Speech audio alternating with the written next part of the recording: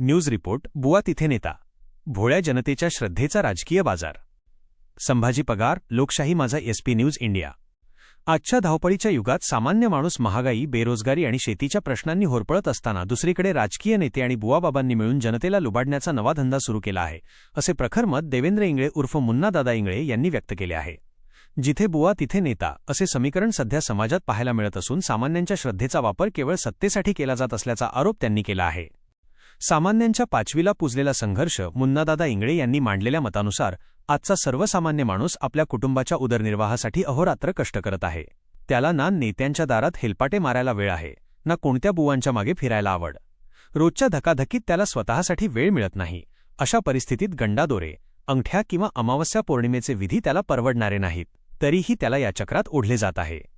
नेत्यांचा धार्मिक आव आणि बुवांचे स्तोम समाजावर प्रभाव टाकण्यासाठी नेते मंडळी आता बुवांच्या आश्रयाला जात आहेत. भव्य दिव्य धार्मिक सोहळ्यांच्या माध्यमातून आपला नेता किती धार्मिक आहे असा आभास निर्माण केला जातो. यातूनच तथाकथित महाराज किंवा बाबा यांचे प्रस्थ वाढते. सामान्य माणसाला मात्र पिंडीवर लोटाभर पाणी टाका असे सोपे उपाय सांगून त्यांच्या मूळ प्रश्नांपासून दूर ठेवले जाते, असा टोला इंगळे यांनी लगावला.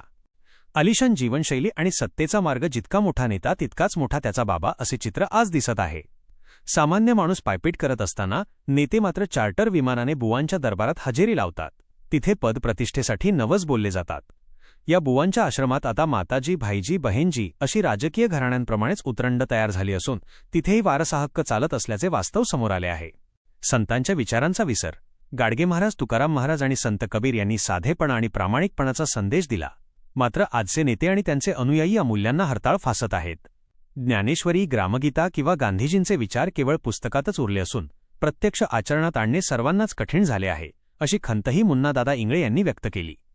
आज परिस्थिती अशी आहे की गरज पडल्यास फक्त रेड्याचाच नाही तर राजकीय सोयीसाठी बुवांचाही बळी दिला जातो. ही व्यवस्था बदलण्याची गरज आहे, असे आवाहन त्यांनी शेवटी केले. मी संभाजी पगार आणि तुम्ही पाहत होतात लोकशाही माझा एसपी न्यूज इंडिया. आवाज जनतेचा, हक्क लोकशाहीचा.